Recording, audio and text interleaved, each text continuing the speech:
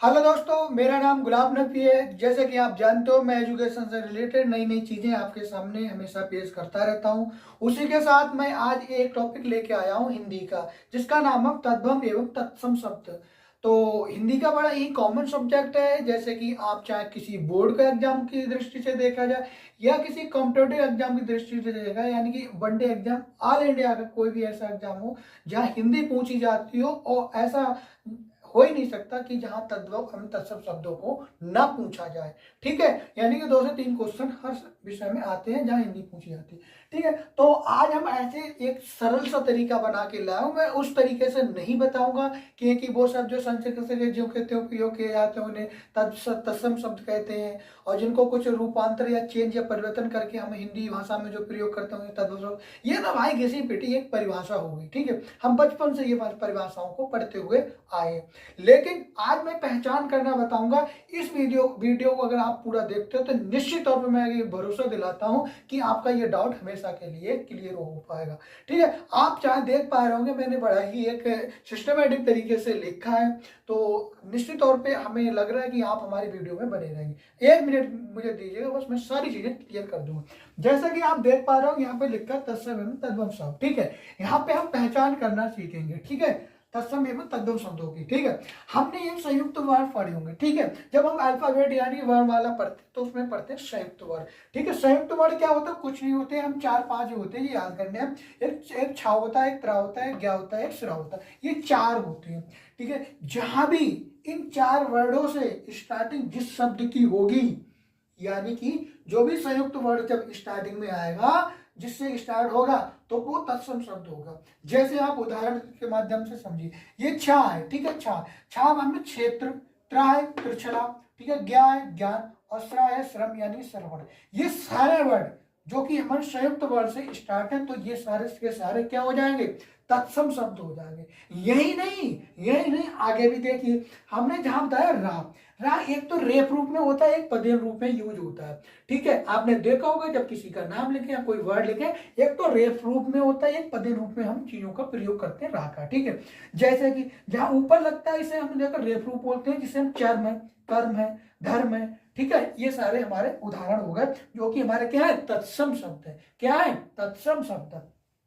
पदेन रूप क्या होता है? पदेन रूप कुछ नहीं होता, जो नीचे होता है आदर रा होता है, जैसे प्रा है, ठीक है, प्रकाश होता है। ठीक है, इस तरीके से होता है, तो वो क्या हो जाते हैं? हमारे पदेन रूप हो जाते हैं। तो जो भी पदेन रूप से स्टार्ट होगा वो भी हमारा क्या होगा? तत्सम शब्द स्टार्ट होगा। ठीक है, तत्सम शब्द होगा। जैसे प्रयोग है, प्राण है, क्रम है, ये कुछ इसके हमने एग्जाम्पल दिए। ठीक है, तो आई होप इतनी बात क्लियर हुई होगी। ठीक है, अभी यही नहीं, आगे भी देखिए। आगे क्या होता है? जैसे देखिए यहाँ पे लिखा ऋण।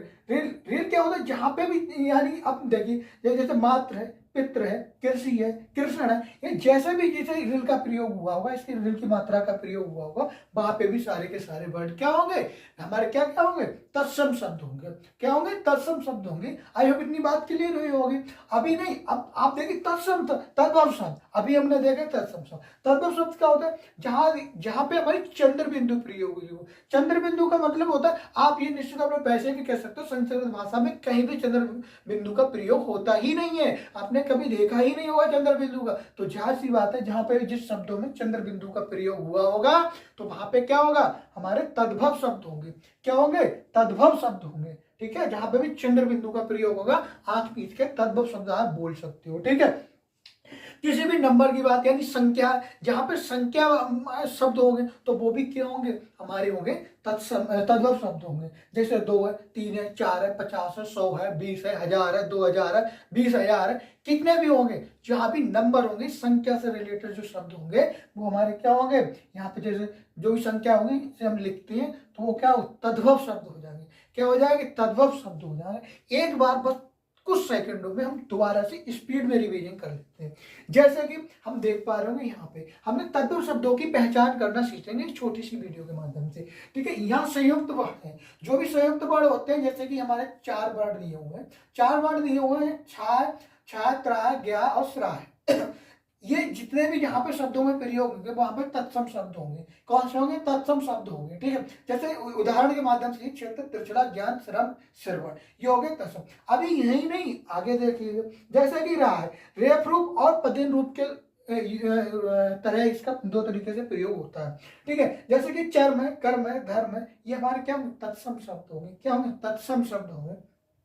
पदे रूप में देखिए प्रयोग है, प्राण है, क्रम है, ये हमारे क्या होंगे, तत्सम शब्द होंगे।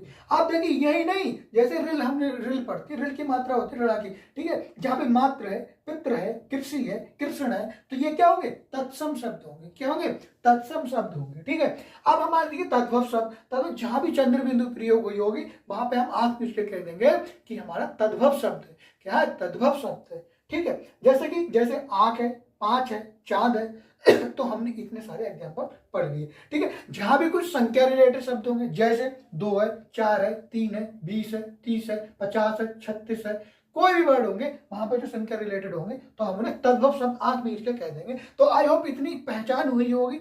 ज्यादा से ज्यादा आप कभी भी कोई कॉम्पिटेटिव एग्जाम में अपने पेपर दोगे तो चीजें क्लियर हो जाएंगी, आप देखते ही आंसर टिक कर जाओगे।